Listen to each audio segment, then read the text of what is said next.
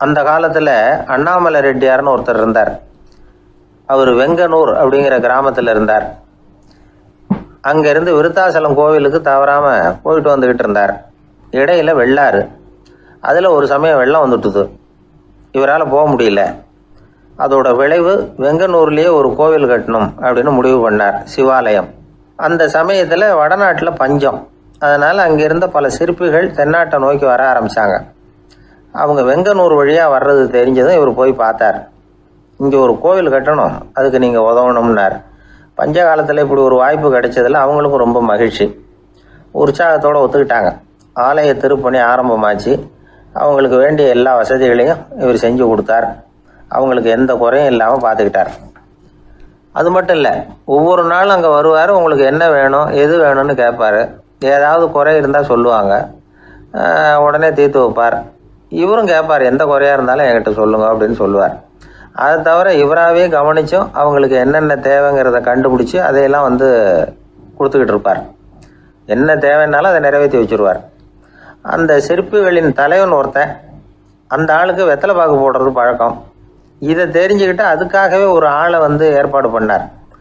வேணுங்கிறப்போலாம் நீ வெத்தலை சிவல் மடித்து கொடுக்க வேண்டியது உன் வேலை அப்படின்னு ஒருத்தனை ஏற்பாடு பண்ணிட்டார். இப்படியெல்லாம் செஞ்சதும் அவங்களுக்கும் ரொம்ப உற்சாகம். ரொம்ப பொறுப்பாக சிற்ப வேலைகளை செஞ்சுக்கிட்டு இருக்கிறாங்க. ஒரு நாள் என்னாச்சு தெரியுமா? அந்த சிற்பிகளின் தலைவன் ரொம்ப நுணுக்கமாக ஒரு வேலையை செஞ்சுக்கிட்டு இருக்கிறான்.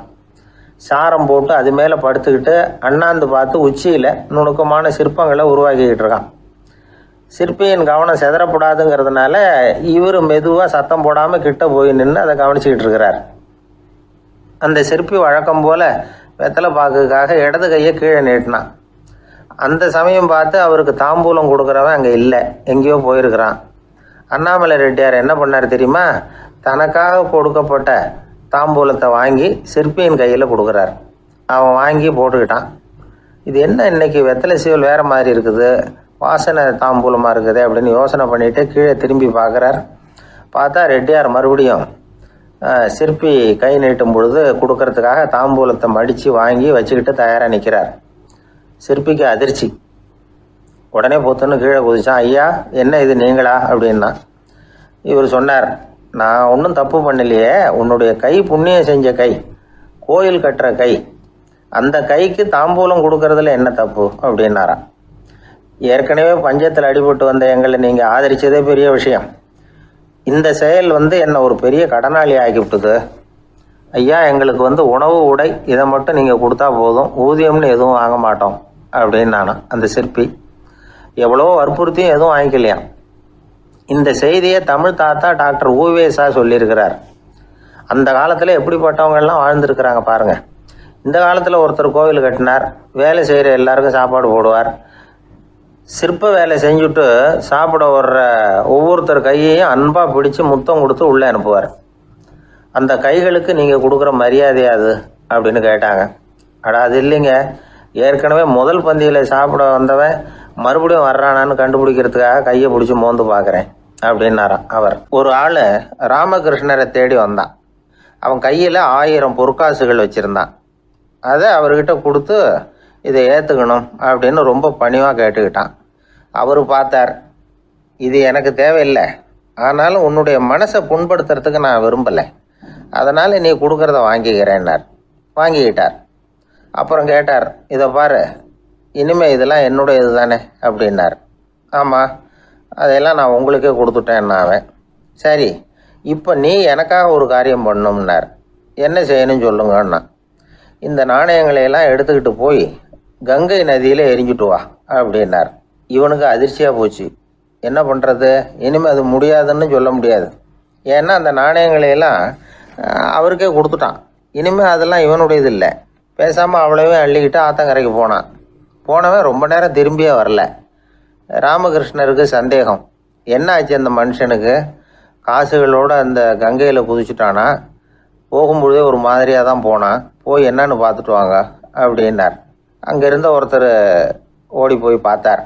அவர் போய் பார்க்கும்பொழுது அவன் அங்கேயே இருந்தான். அதுக்கப்புறம் அவர் திரும்பி வந்தார். விவரத்தை சொன்னார். அதாவது அவன் கங்கை கரையில் உட்காந்துக்கிட்டு ஒவ்வொரு நாணயமாக 1 2ன்னு எண்ணி வீசிக்கிட்டு இருக்கிறான். அவனை சுற்றி ஒரு கும்பல் நின்றுக்கிட்டு அவனை தடுத்துக்கிட்டு இருக்குது அப்படின்னு விவரத்தை சொன்னார் போயிட்டு வந்தவர். இதை கேட்டதும் ராமகிருஷ்ணரே புறப்பட்டு அங்கே போனாராம். என்ன இப்படி பண்ணிகிட்டு இருக்கிற? நான் உன்னை அந்த நாணயங்களை கங்கையில் வீசி எறிய சொன்னேன், நீ ஏன் அதை எண்ணிக்கிட்டு இருக்கிற அப்படின்னார். பழக்கம்தான் காரணம். நான் ஒவ்வொரு நாளும் ஒவ்வொன்றா சேமித்து வச்சேன். இன்றைக்கி என்கிட்ட நிறைய இருக்குது.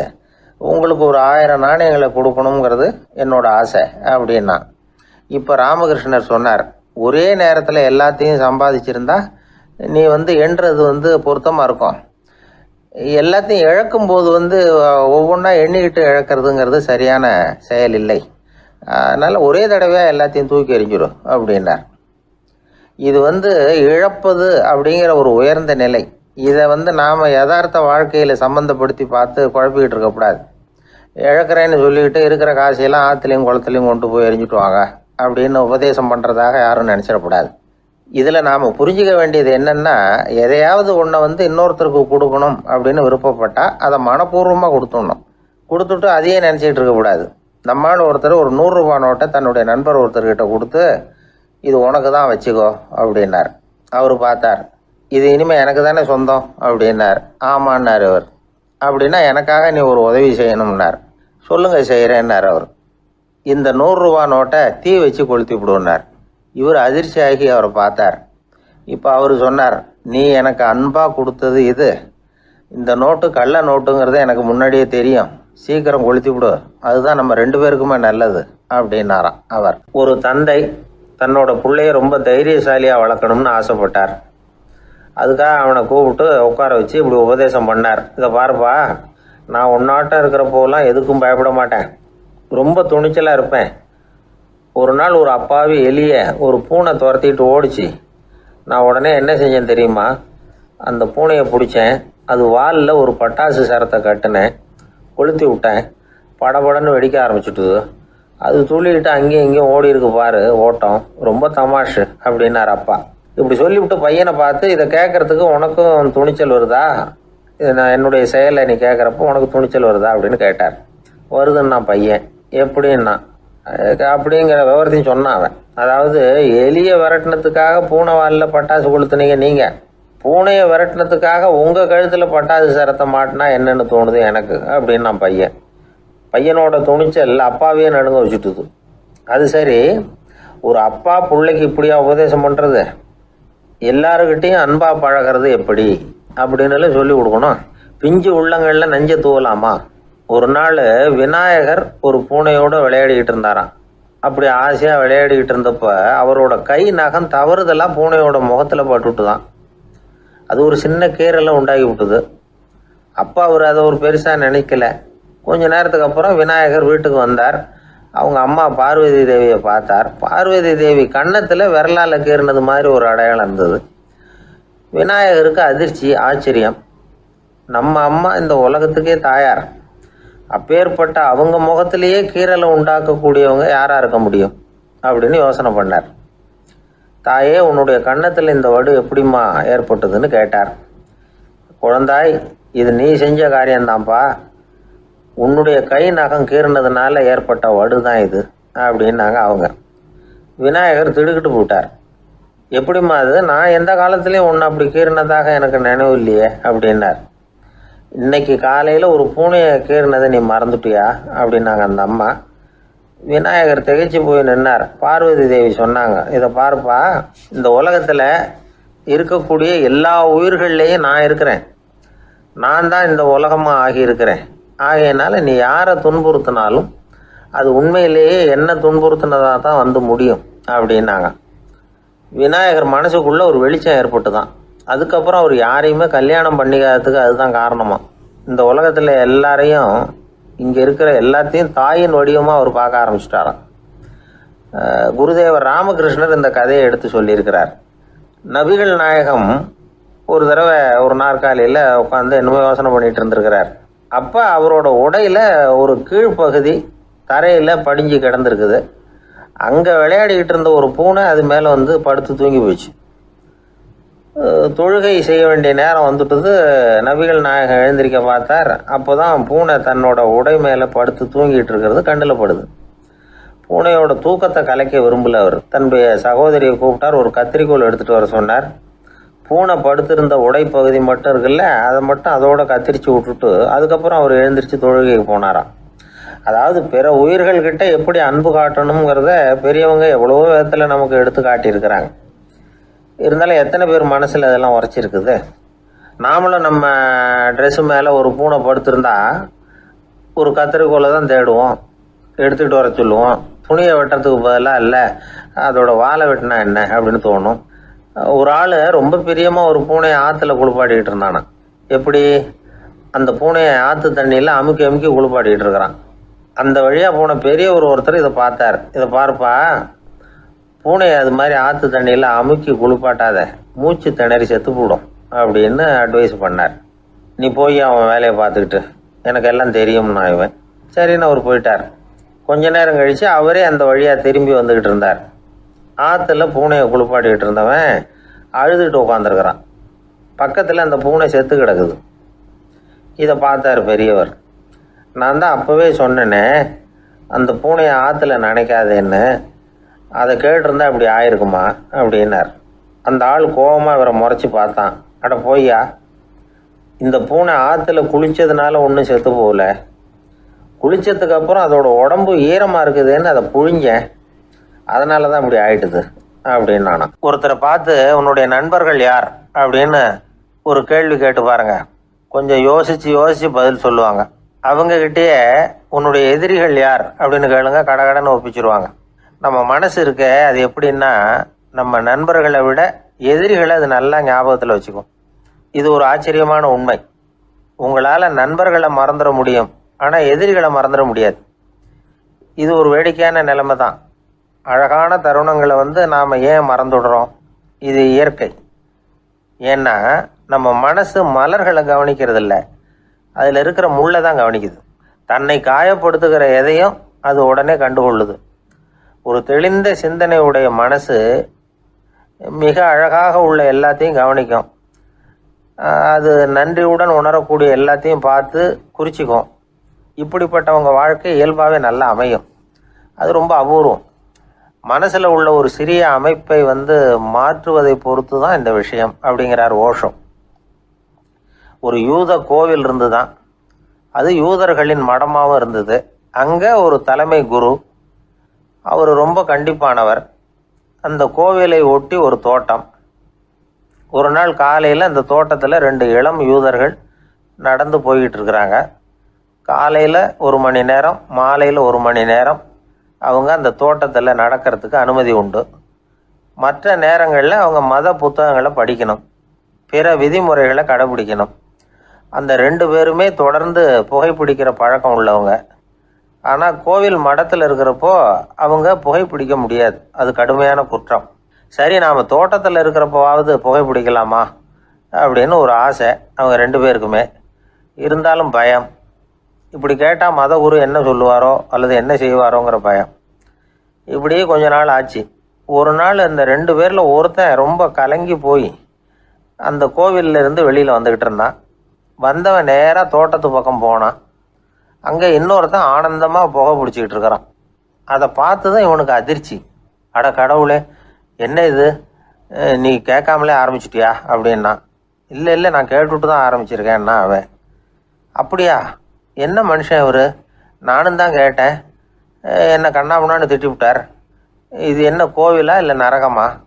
உனக்கு புகை பிடிக்கணும்னு ஆசையாக இருந்தால் நரகத்துக்கு போகணும்னு சொல்லிவிட்டார். அது சரி, உன்னை மட்டும் எப்படி அனுமதிச்சார் அப்படின்னு கேட்டான் இவன்.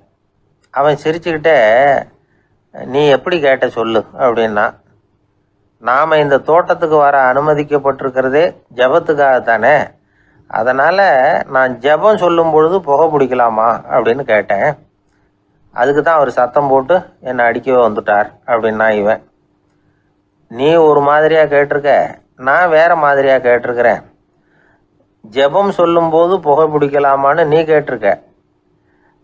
ஐயா, புகை பிடிக்கும் பொழுது ஜபிக்கலாமா அப்படின்னு நான் கேட்டேன். அதில் தப்பு ஒன்றும் இல்லை அப்படின்னு பதில் சொல்லிட்டார் அப்படின்னா. ஒரு சிறிய மாற்றம்தான் அது மிகப்பெரிய மாறுதலை ஏற்படுத்தி விட்டது.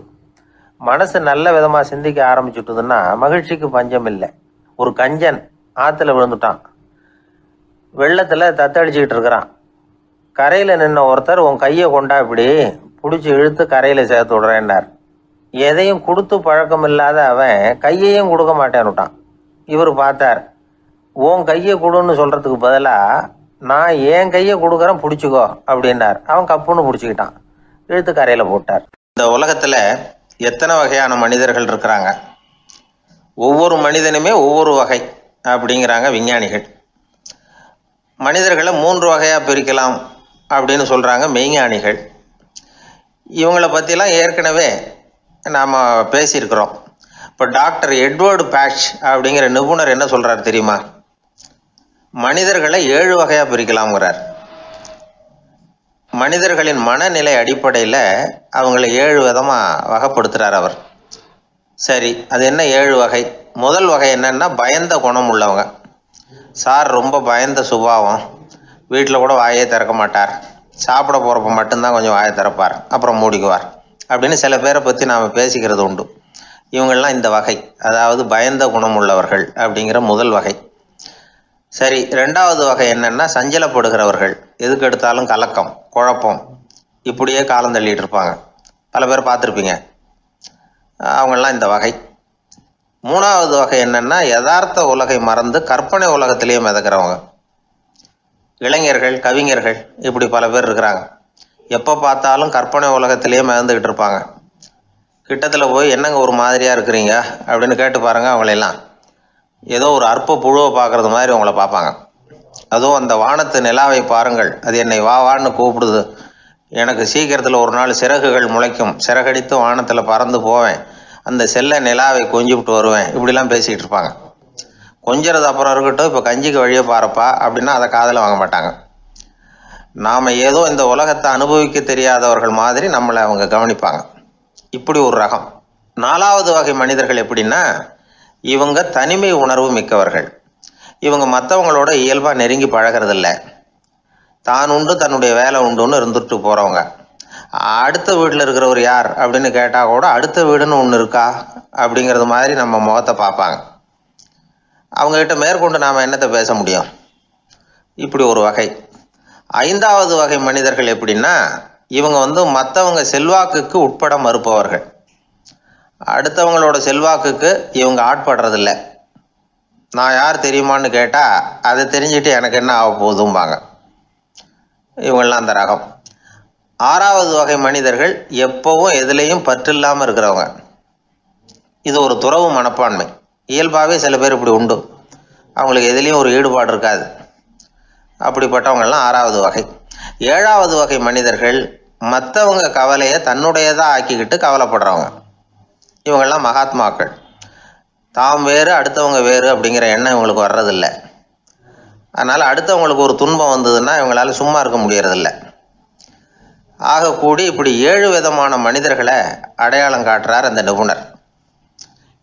இதில் நாம் எந்த வகையில் வர்றோம் அப்படிங்கிறத நாம் தான் அடையாளம் கண்டுபிடிக்கணும். எனக்கு தெரிஞ்ச ஒரு மனிதர் உண்டு. அவர் ஒரு வித்தியாசமான வகை. எதையும் நடைமுறை சாத்தியமாக சிந்திக்கிறவர். எப்பவும் அடுத்தவங்களும் நல்லா இருக்கணும், நாமும் நல்லா இருக்கணும் அப்படின்னு ஆசைப்படுறவர். அவருக்கு ஒரு சமயம் திடீர்னு உடம்பு சுகம் இல்லாமல் போயிட்டுது. டாக்டர்கிட்ட போனார், பணம் கொடுத்தார், வைத்தியம் பார்த்துக்கிட்டார். அவர் எழுதி கொடுத்த மருந்து சீட்டை வாங்கினார். ஒரு மருந்து கடைக்கு போனார், பணம் கொடுத்தார், மருந்து வாங்கினார். அதை எடுத்துகிட்டு வீட்டுக்கு வந்தார். அதுக்கப்புறம் அந்த மருந்து அவர் சாப்பிட்ணும்ல, சாப்பிடவே இல்லை, அப்படியே சும்மா வச்சுட்டார். அவரை பார்த்து கேட்டேன், ஏன் சார் இப்படி பண்ணுறீங்க, வீண் செலவு தானே இது, நீங்கள் ஏன் டாக்டர்கிட்ட போய் பணம் செலவு பண்ணினீங்கன்னு கேட்டேன். அவர் சொன்னார், டாக்டர் வாழணும் இல்லையா, அதனால தான் அப்படின்னார்.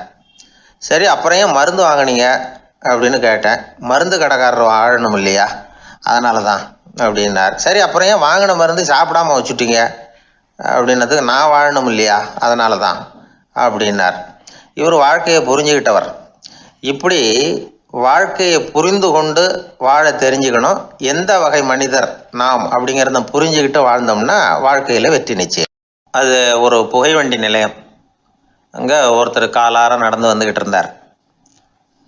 அவர் தன்னுடைய வீட்டில் உட்காந்து ரொம்ப நேரம் எழுதுவார். எழுதுகிற நேரம் போக மற்ற நேரங்களில் தம்முடைய சொந்த வயல்களில் வேலை பார்ப்பார். அது முடிஞ்சதும் என்ன பண்ணுவார்னா பக்கத்தில் இருக்கிற புகை வண்டி நிலையத்துக்கு போவார். அங்கே கொஞ்ச நேரம் அப்படியே காலார நடந்து வருவார். இது அவருடைய அன்றாட வழக்கம்.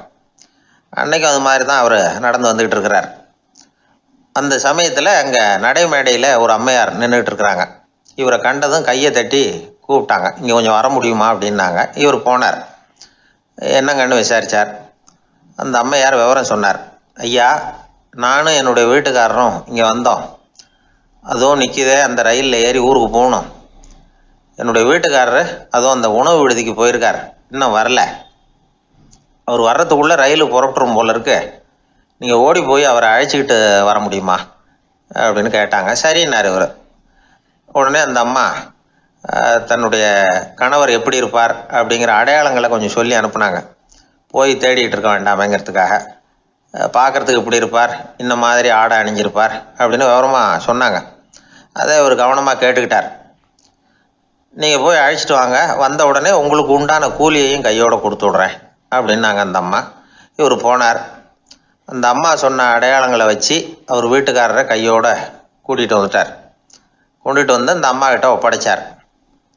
உடனே அவரும் ஏற்கனவே சொன்ன பிரகாரம் அவருக்கான கூலி பணத்தையும் கொடுத்தாங்க. அவரும் எதுவும் மறுப்பு சொல்லாமல் அதை வாங்கிக்கிட்டார். வாங்கிக்கிட்டு திரும்பினார். அந்த சமயத்தில் எதிரில் வந்த ஒருத்தர் அவர் அடையாளம் கண்டுபிடிச்சிக்கிட்டார். அவங்க ரெண்டு பேரும் பேசிக்கிறது இவங்க காதில் விழுந்தது. அப்போ தான் இவங்களுக்கு அது புரிஞ்சுது.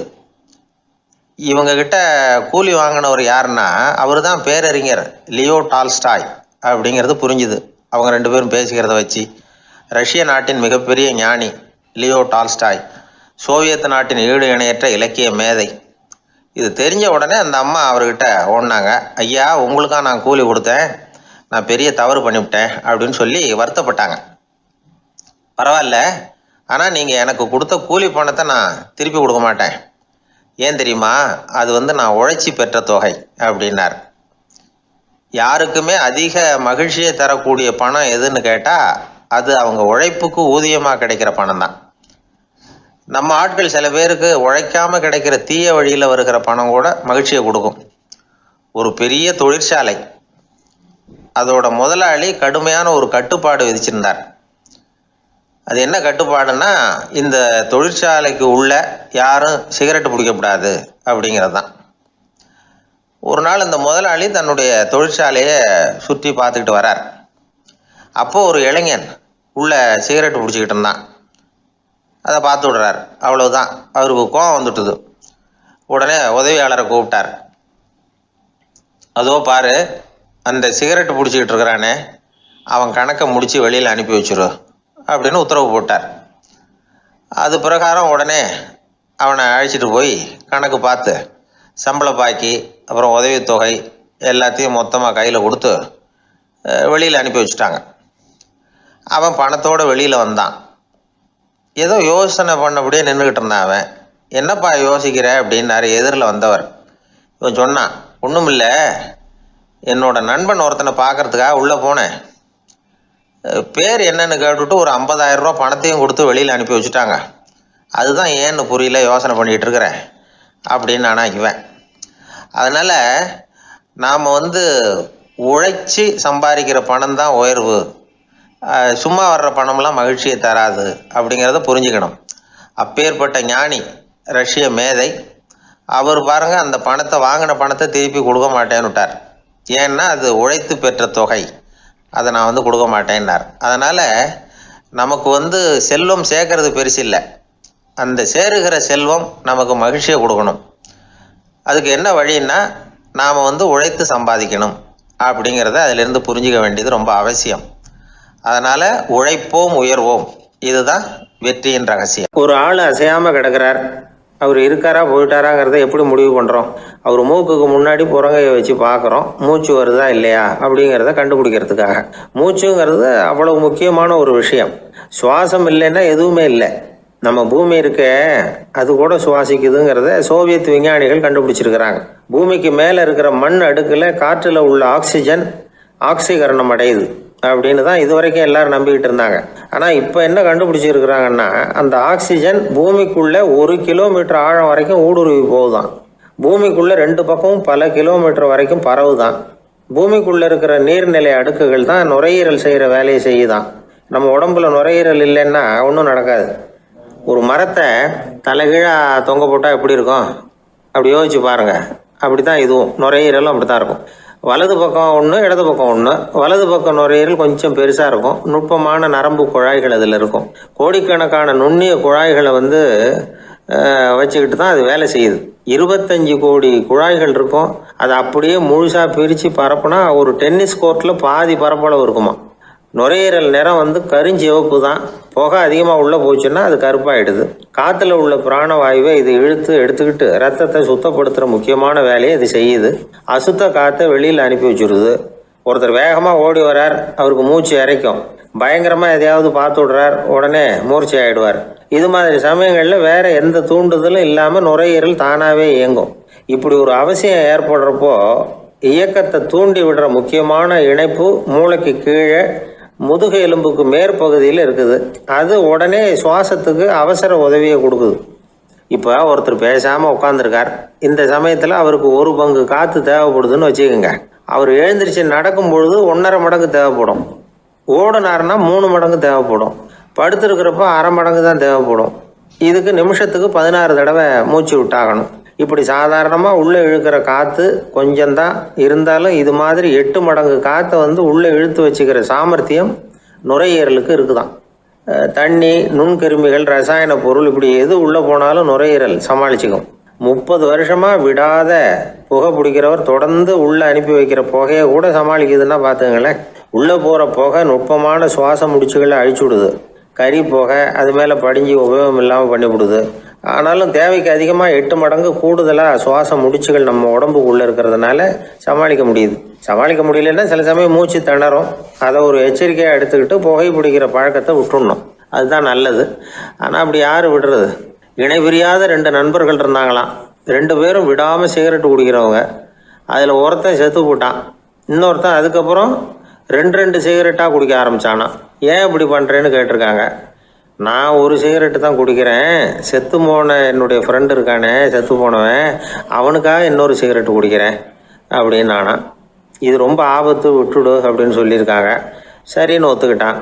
ஆனால் அதுக்கப்புறமும் 1 சிகரெட் வீதமாக குடிச்சிக்கிட்டே இருந்தான். சிகரெட்டு பழக்கத்தை நீ இன்னும் விடலையான்னு கேட்டாங்களாம். அந்த பழக்கத்தை நான் எப்போவோ விட்டுட்டேன், இப்போ நான் குடிக்கிறது என் ஃப்ரெண்டுக்காக அப்படின்னு நானா. இவங்கெல்லாம் எப்படி திருந்துறது? வாய் விட்டு சிரிச்சா நோய் விட்டு போகும் அப்படின்னு சொல்கிறது உண்டு. அது என்ன வெறும் அலங்காரத்துக்காக சொன்ன வார்த்தையா, இல்லை அர்த்தத்தோடு சொன்ன வார்த்தையா அப்படின்னு யோசிச்சா அதில் நிஜமாகவே அர்த்தம் இருக்குதுன்னு தான் தெரியுது. ஆதாரபூர்வமாக அதுக்கு சில நிரூபணங்களும் இருக்குது. நார்மன் கசின்ஸ் அப்படின்னு ஒருத்தர் இருந்தார். அவர் ஒரு அமெரிக்க பத்திரிகை ஆசிரியர். அவருக்கு ஏதோ ஒரு விதமான அழற்சி நோய், இன்ஃப்ளமேஷன் டிசீஸ். அது டாக்டர்கள்லாம் அதுக்கு என்ன விதமான வைத்தியமும் கிடையாது அப்படின்னு சொல்லி பல இதெல்லாம் பார்த்துட்டு கடைசியாக சொல்லிவிட்டாங்க அதுக்கு வைத்தியமே இல்லைன்ட்டாங்க. டாக்டர்கள் தான் சொல்லிவிட்டாங்களே, அதனால் இது இப்படியே இருந்துட்டு போகட்டும் அப்படின்னு விட்டுற வேண்டியது தானே. ஆனால் அவர் அப்படி நினைக்கல. உடனே அவர் என்ன பண்ணார்னா, ஆஸ்பத்திரி ரூமை காலி பண்ணார். ஹோட்டலில் போய் ஒரு ரூம் எடுத்துக்கிட்டார். அங்கே போனார். தினமும் அவருக்கு பிடிச்ச தமாஷான படங்களை எல்லாம் டிவியில் போட்டு பார்த்துக்கிட்டு இருந்தார். சிரிப்பு வரக்கூடிய புத்தகங்களை எல்லாம் படித்தார். கொஞ்ச நாள் ஆச்சு. அவருக்கு இருந்த தொந்தரவு குணமாக ஆரம்பிச்சிட்டுது. இதை கேள்விப்பட்ட உடனே பழைய டாக்டர்கள்லாம் ஓடி வந்தாங்க. ஓடி வந்து பார்க்குறாங்க. அவர் உடம்பை சோதனை பண்ணி பார்க்குறாங்க. பார்த்தா அவர் உடம்பு குணமாகறதுக்கு உதவியாக இருந்தது சிரிப்பு தான் அப்படிங்கிறத விஞ்ஞானபூர்வமாக அவங்க ஒத்துக்கிட்டாங்களாம். இருந்தாலும் சிரிப்பு எந்த முறையில் எந்த விதத்தில் உதவி பண்ணுது அப்படிங்கிறத இன்னமும் சரியாக புரிஞ்சிக்க முடியல. ஆனாலும் ஒரு சில விஷயங்கள் மட்டும் புரியுது. அது என்னன்னா, சிரிப்பு சுவாசத்தை மேம்படுத்துது, ரத்த அழுத்தத்தை குறைக்குது, உடம்பு குணமாகறதுக்கே உரிய சில ஹார்மோன்கள் அதிகமாக உருவாகி வர்றதுக்கு வழி செய்யுது. இந்த அளவுக்கு தான் சிரிப்போட செயல்பாட்டை நாம் புரிஞ்சிக்க முடியுது. இருந்தாலும் இதை பற்றி கண்டுபிடிக்க வேண்டியது இன்னமும் ஏராளமாக இருக்குது. அதையெல்லாம் விவரமாக கண்டுபிடிக்கிற வரைக்கும் நாம் காத்துக்கிட்டு இருக்க வேண்டியதில்லை.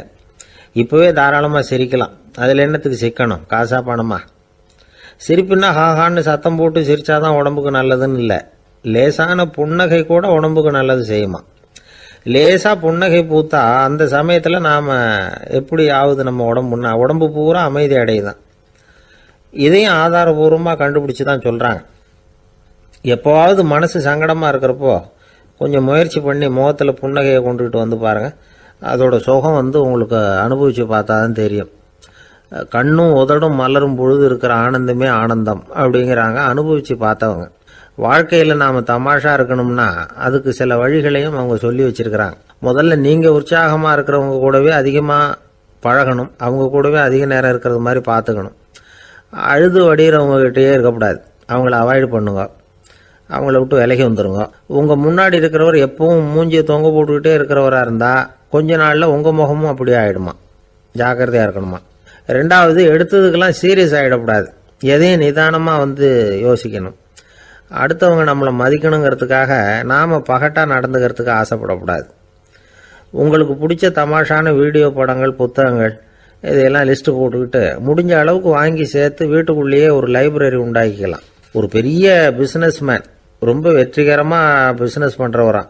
அவர் எப்படின்னா அடிக்கடி ரயிலில் பிரயாணம் பண்ணுறப்போ நியூஸ் பேப்பரை வச்சுக்கிட்டு ரொம்ப சுவாரஸ்யமாக படிச்சுக்கிட்டே போகிறான். நியூஸ் பேப்பரில் அப்படி என்ன சுவாரஸ்யமான விஷயம் அப்படின்னு எட்டி பார்த்தா அதுக்குள்ளே ஒரு காமிக் புஸ்தகத்தை வச்சுக்கிட்டு படிச்சுக்கிட்டு இருப்பாராம். என்னங்க அப்படின்னு கேட்டால், என் மனசு லேசாக இருக்கிறதுக்கு இது ரொம்ப உதவியாக இருக்குது அப்படின்னு பாரான்.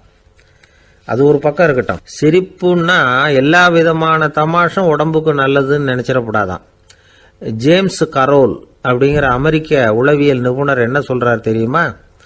அடுத்தவங்களை குறை சொல்றது, கேலி பண்றது, நையாண்டி பண்றது, இது மாதிரியான நகைச்சுவையெல்லாம் நல்லது செய்யறது இல்லைங்கிறார் அவர்.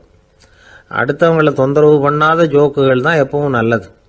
யாராவது ஜோக்கு சொன்னால் தாராளமாக சிரிக்கணும். ஒருத்தர் வந்தார், இன்னொருத்தரை கூட அழைச்சிக்கிட்டு என்கிட்ட காட்டினார். அவர் தன்னுடைய முகத்தை ரொம்ப சீரியஸாக வச்சுக்கிட்டு இருந்தார். என்னங்க விஷயம் அப்படின்னு விசாரித்தோம். வந்தவர் எங்களை பார்த்து சொன்னார், சார், இவர் கூட ஒரு பெரிய ப்ராப்ளம்னார்.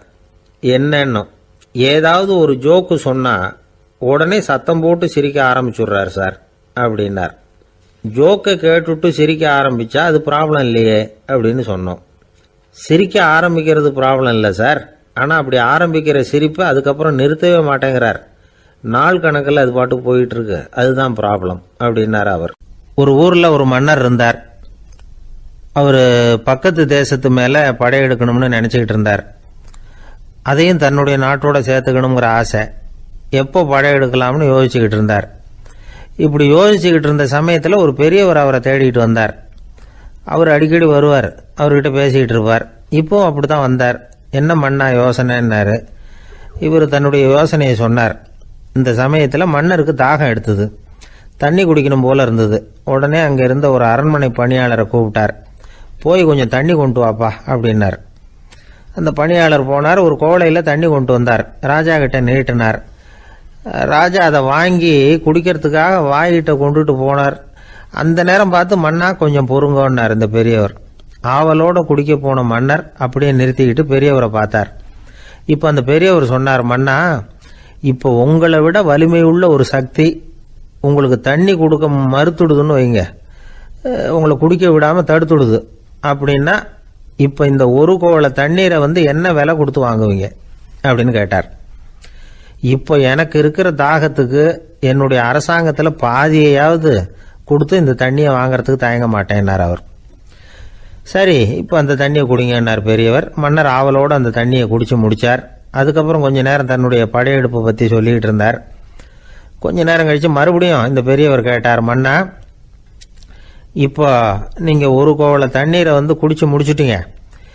இப்போ அந்த தண்ணீர் உங்கள் உடம்பை விட்டு வெளியில் வரக்கூடிய பாதை அடப்பட்டு போச்சு அப்படின்னு வச்சுங்க, அதை வெளியேற்றுவதற்காக நீங்கள் எவ்வளவு செலவழிப்பீங்க அப்படின்னு கேட்டார். மன்னர் யோசனை பண்ணார். அப்படி ஒரு நிலைமை ஏற்பட்டு போச்சுன்னா என்னுடைய அரசாங்கம் பூராவையும் அதுக்கு ஈடாக தர்றதுக்கு கூட தயங்க மாட்டேன்னார். இப்போ அந்த பெரியவர் சொன்னார், எந்த அரசாங்கத்தின் மதிப்பு ஒரு கோவள தண்ணீர் அளவுக்கு கூட இல்லையோ அந்த அரசாங்கத்தை அடையணுங்கிற பேராசையில் மனிதர்கள் தங்களுடைய சகோதரர்கள் கூடவே சண்டை போட்டுக்கிறாங்களே, அதில் ஏதாவது அர்த்தம் இருக்குதா அப்படின்னாராம். மன்னருக்கு இப்போதான் அர்த்தம் புரிஞ்சுதான். மனசில் தெளிவு உண்டாச்சு. தன் மனசுக்குள்ளே உண்டான வெறியை விரட்டி அடிச்சு விட்டார். அதுக்கப்புறம் நிம்மதியாக ஆட்சி புரிஞ்சார். இப்படி ஒரு கதை. உயிருக்கு என்ன விலை கொஞ்சம் யோசனை பண்ணி பாருங்கள். ஆனால் அது இப்போ எவ்வளோ மலிவாக போயிட்டுது, அதையும் யோசனை பண்ணி பாருங்களேன். ஆசை பேராசையாக மாறுது, அப்புறம் அது வெறியாக ஆகுது, அதுக்கப்புறம் பைத்தியம் முடியுது. இந்த காலத்து மனிதர்களுக்கு 2 விதமான பைத்தியம் பிடிச்சிருக்கிறதாக ஒரு பெரியவர் சொல்றார். ஒன்று பணம், இன்னொன்று அதிகாரம். இதெல்லாம் எவ்வளவு காலத்துக்கு நீடிக்கும்? ஒரு சர்வாதிகார நாட்டில் 3 பேர் ஜெயிலில் இருட்டு அறையில் பேசிக்கிட்டு இருக்கிறாங்க. நீ எப்படி இந்த ஜெயிலுக்கு வந்த அப்படின்னு ஒருத்தர் கேட்டாராம். இந்த நாட்டு ராஜாவை ஆதரித்து நான் பிரச்சாரம் பண்ணினேன், அதனால் கூட்டத்தில் தகராறு வந்துட்டுது, கலவரமாக போச்சு, அதுக்கு நான் தான் காரணம்னு அரெஸ்ட் பண்ணி இங்கே கொண்டாந்து போட்டாங்க அப்படின்னாராம் அவர். சரி, நீ எப்படி இங்கே வந்த அப்படின்னு இன்னொருத்தரை பார்த்து கேட்டிருக்கார். நான் இந்த நாட்டு ராஜாவை எதிர்த்து பிரச்சாரம் பண்ணேன், அதனால் கலவரம், அரெஸ்ட் பண்ணி கொண்டாந்து போட்டாங்கன்னார். சரிப்பா, நீ எப்படி அங்கே வந்த அப்படின்னு 3வது ஆளை பார்த்து இவங்க கேட்டாங்களாம். இதுக்கு அந்த ஆள் மெதுவாக வெளிச்சத்துக்கு வந்து நான் தான் இந்த நாட்டு ராஜா அப்படின்னாராம். ஒரு நண்பர் ஆனந்தமாக சிகரெட் பிடிச்சிக்கிட்டு இருந்தார். இந்த பழக்கத்தை விட்டுவிடுங்களேன் அப்படின்னு சொல்லி பார்த்தோம். விட்டுடலாம்னு தான் பார்க்குறேன், ஆனால் முடியலையேன்னார். மனசு வச்சா எல்லாம் முடியும் அப்படின்னோம். அவர் கொஞ்ச நேரம் யோசனை பண்ணார். அப்புறம் சொன்னார், சரி சார், இதுதான் நான் பிடிக்கிற கடைசி சிகரெட் அப்படின்னு சொல்லி ரொம்ப அழுத்தமாக புகையை உள்ளுக்கு இழுத்தார். அதுக்கப்புறம் அந்த துண்டு சிகரெட்டை வீசி எறிஞ்சுட்டார். ஒருத்தர் இது மாதிரி தீர்மானம் பண்ணி தன்னுடைய கடைசி சிகரெட்டை தூக்கி எறிஞ்சுட்டார்னா அது ஒரு பெரிய விஷயம்தான். அதுக்கு பிறகு அவர் உடம்புல படிப்படியாக என்னென்ன மாற்றங்கள் நடக்கும் அப்படிங்கிறத பற்றி ஒரு விவர பட்டியலே வெளியிட்டிருக்கிறாங்க. அது என்ன விவரம் தெரியுமா?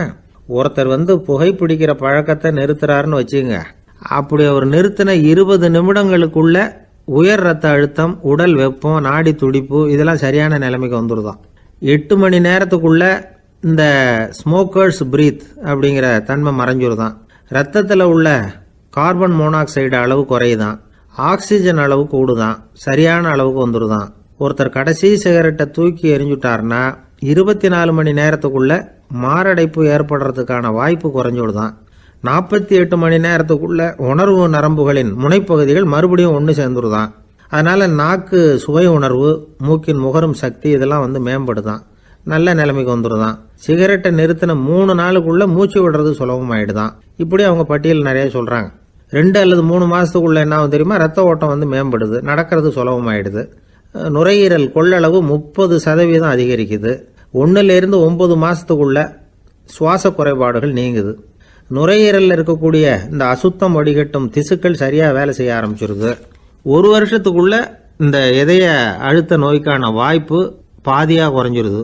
இந்த சிகரெட்டை நிறுத்தின 5 வருஷத்துக்குள்ள ஒரு நாளைக்கு 1 பாக்கெட் சிகரெட் பிடிக்கிறவர்களில் நுரையீரல் புற்றுநோயினால் சாகிறவர்கள் எண்ணிக்கை பாதியாக குறைஞ்சிருது. புற்றுநோய் செல்கள் சீரமைக்கப்படுது. ஆக ஒருத்தர் புகைக்கிறத விட்டுணும்னு தீர்மானம் பண்ணி தன் கையில் இருக்கிற சிகரெட்டை இதுதான் கடைசின்னு சொல்லி தூக்கி எறிஞ்சுட்டா அதுக்கப்புறம் படிப்படியாக இவ்வளவு நன்மைகளும் மாற்றங்களும் ஏற்படுறதாக இந்த அமெரிக்கன் கேன்சர் சொசைட்டி தெரிவிச்சிருக்குது. அதனால புகைப்பழக்கம் உள்ளவங்க இதையெல்லாம் கொஞ்சம் யோசிச்சு பார்த்து அந்த பழக்கத்தை விட்டு விடுறது ரொம்ப நல்லது. ஆனால் அதையெல்லாம் நாம் சொன்னால் யார் கேட்குறாங்க? என்னுடைய நண்பர் ஒருத்தர் புகைப்பழக்கம் உள்ளவர், அவர் என்கிட்ட சொன்னார், சார், சிகரெட் பிடிக்கிற பழக்கத்தை விட்டு விடுறது என்னை பொறுத்த வரைக்கும் ஒன்றும் பெரிய கஷ்டமான செயல் இல்லை, அது ரொம்ப சுலபம் அப்படின்னார். எப்படி சொல்கிறீங்கன்னு கேட்டேன்.